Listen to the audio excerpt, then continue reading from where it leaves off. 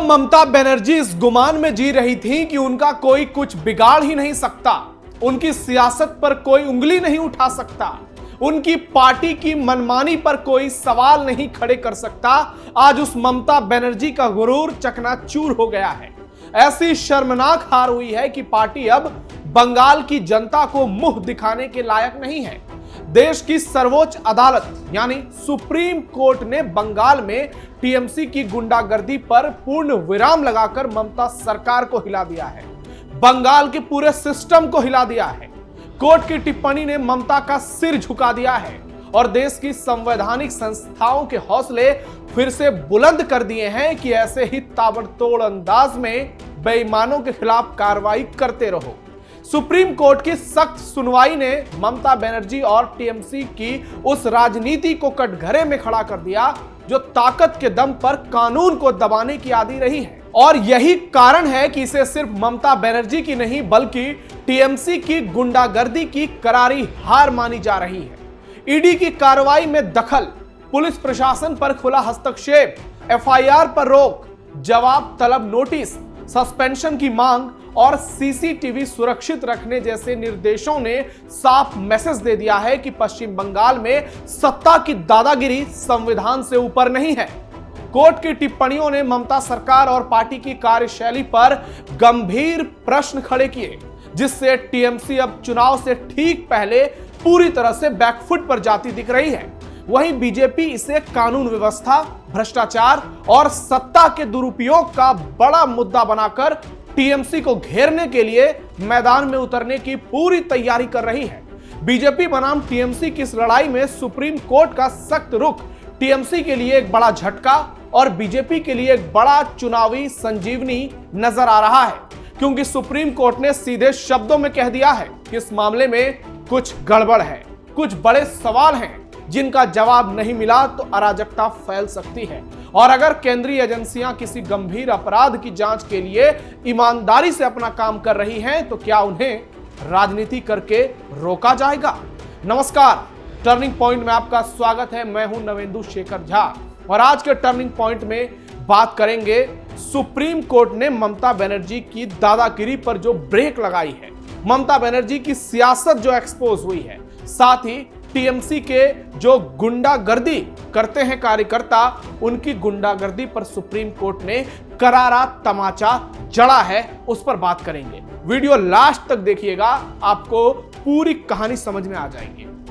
सर्वोच्च अदालत में झुक गया ममता बनर्जी का सिर, ममता टीएमसी की मनमानी पर आग बबूला सुप्रीम कोर्ट। विधानसभा चुनाव से पहले ही ममता की करारी हार, खतरे में सीएम ममता की कुर्सी और टीएमसी की सियासत। सबसे पहले आपको सुप्रीम कोर्ट में हुई जबरदस्त सुनवाई में ममता बनर्जी और टीएमसी सरकार की हार से जुड़ी 5 बड़ी बातें बताते हैं, 5 झटकों के बारे में बताते हैं जो सीधे ममता को लगे, जो सीधी टीएमसी को लगी। और ये झटके 440 के नहीं, 11,000 वोल्ट के थे।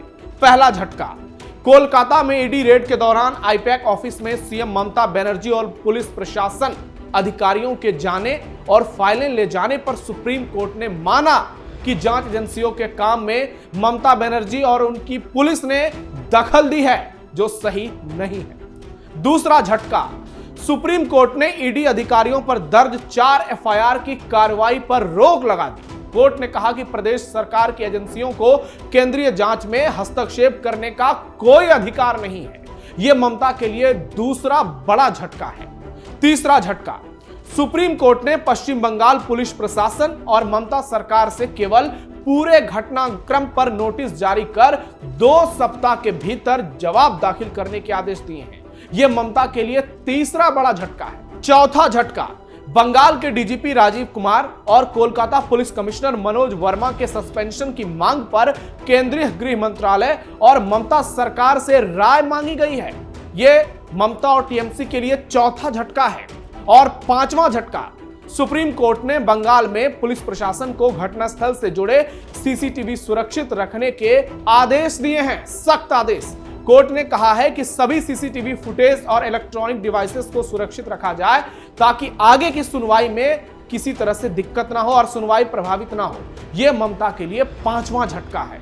यानी सुप्रीम कोर्ट ने एक के बाद एक करारे तमाचे जड़े हैं पश्चिम बंगाल की सरकार को। सुप्रीम कोर्ट ने साफ कर दिया है कि बंगाल वाली दादागिरी पूरे देश में नहीं चलेगी, देश संविधान से चलेगा।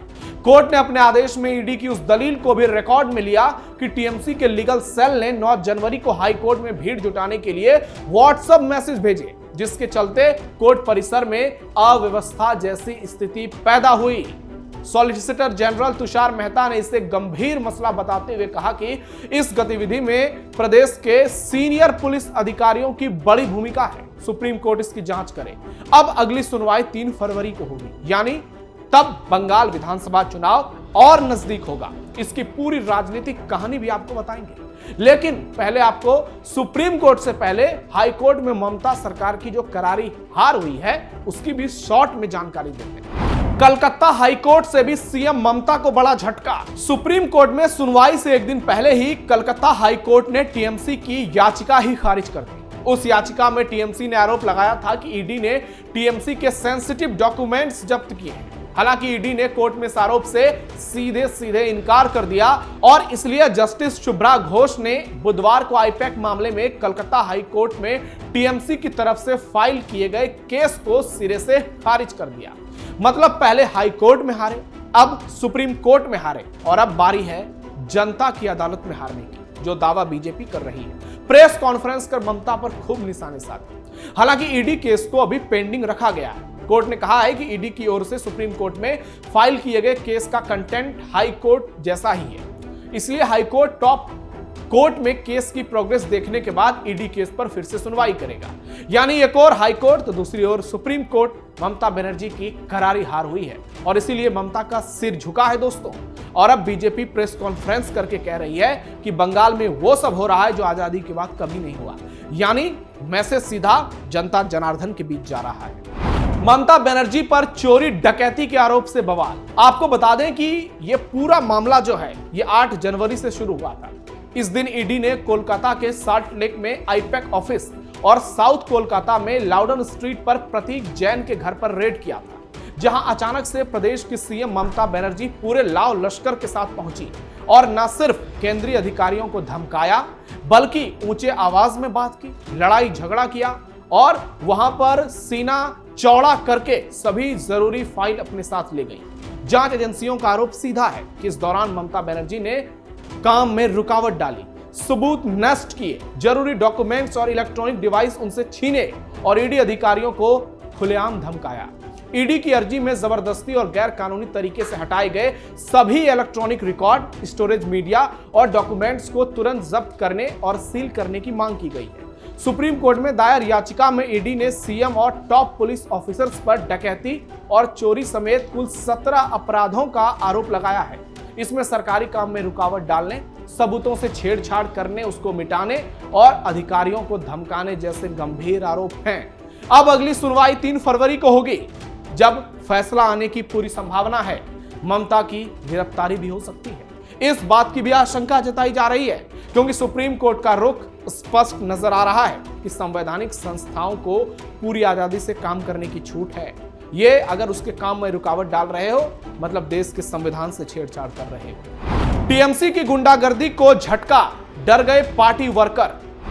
बैकफुट पर ममता बनर्जी, अब बीजेपी उठाएगी फायदा। सुप्रीम कोर्ट की हालिया सुनवाई और उससे जुड़े आदेशों से टीएमसी और सीएम ममता बनर्जी को बंगाल विधानसभा चुनाव से ठीक पहले बड़ा झटका लगा है, क्योंकि कोर्ट की टिप्पणियों और निर्देशों ने ममता सरकार, ममता पुलिस प्रशासन और टीएमसी पार्टी की कार्यशैली पर गंभीर सवाल खड़े कर दिए हैं। सुप्रीम कोर्ट ने साफ कर दिया है कि यह गुंडागर्दी किसी हाल में बर्दाश्त नहीं की जाएगी।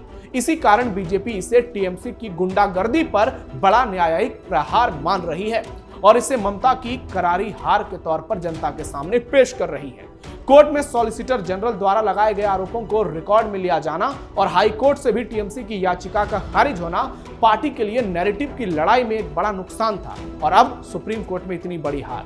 पूरे देश में यह मैसेज चला गया है कि ममता बनर्जी और उनकी पार्टी किस तरह से खुलेआम गुंडागर्दी करती है और बीजेपी इसको पूरी ताकत से जनता के बीच ले जा रही है। सत्ता के संरक्षण में नियम कानून को दरकिनार किया जाता है। वहीं सुप्रीम कोर्ट की सख्ती के बाद टीएमसी कार्यकर्ताओं में असहजता और भय का माहौल है, क्योंकि अब हार नजदीक लग रहा है। क्योंकि अब हर कदम न्यायिक निगरानी के दायरे में आ सकता है। चुनाव नजदीक होने के चलते यह पूरा घटनाक्रम ममता बनर्जी और पार्टी को बैकफुट पर ले जाता दिख रहा है, जहां आक्रामक राजनीति की जगह सफाई और जवाबदेही का दबाव ज्यादा बढ़ गया है।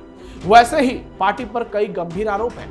भ्रष्टाचार से लेकर घुसपैठियों तक को लेकर पार्टी घेरी जा रही है, पार्टी पर सवाल उठाए जा रहे हैं। कुल मिलाकर सुप्रीम कोर्ट के रुख से यह स्पष्ट हो गया है कि संवैधानिक संस्थाओं की सीमाओं का उल्लंघन राजनीतिक ताकत के भरोसे नहीं किया जा सकता।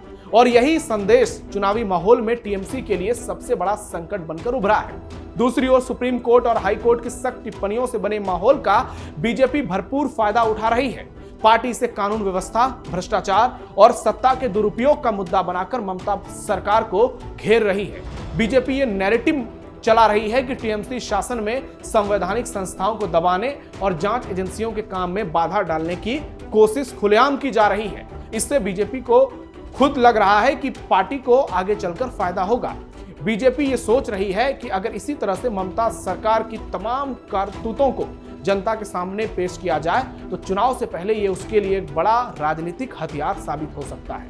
कुल मिलाकर ममता बनर्जी की कुर्सी खतरे में है, ममता बनर्जी की सियासत खतरे में है और सियासत ये चौतरफा घिरी है। आपको बता दें कि पश्चिम बंगाल में अब विधानसभा चुनाव में केवल 2-2.5 महीने का वक्त रह गया है और उससे पहले ममता बनर्जी की ये स्थिति। अब तो ये भी दावे किए जा रहे हैं कि हो सकता है सुप्रीम कोर्ट बंगाल में राष्ट्रपति शासन की मांग कर दे, लगा दे। और जो मांग बंगाल के लोग कर भी रहे हैं कि हालत वहां बांग्लादेश जैसी हो रही है। घुसपैठियों के लिए इतना बड़ा दिल दिखाया जा रहा है और जांच एजेंसियों के साथ चोरों डकैतों जैसा व्यवहार किया जा रहा है। आपको क्या लगता है, क्या सुप्रीम कोर्ट में ममता की करारी हार अब बंगाल विधानसभा चुनाव में हार तक नहीं रुकेगी? और अगर ममता बनर्जी की हार होती है तो क्या उनकी सियासत अब हमेशा के लिए खत्म हो जाएगी? और आपको क्या लगता है, क्या ममता बनर्जी की गिरफ्तारी हो सकती है? 3 फरवरी को सुप्रीम कोर्ट ये ऑर्डर दे सकता है? कमेंट बॉक्स में अपनी राय जरूर दीजिए। हमारे इस वीडियो को लाइक कीजिए, ज्यादा से ज्यादा शेयर कीजिए और हमारे चैनल कैप्टन टीवी को सब्सक्राइब जरूर कीजिए। फिलहाल के लिए टर्निंग पॉइंट में इतना ही। बहुत बहुत धन्यवाद।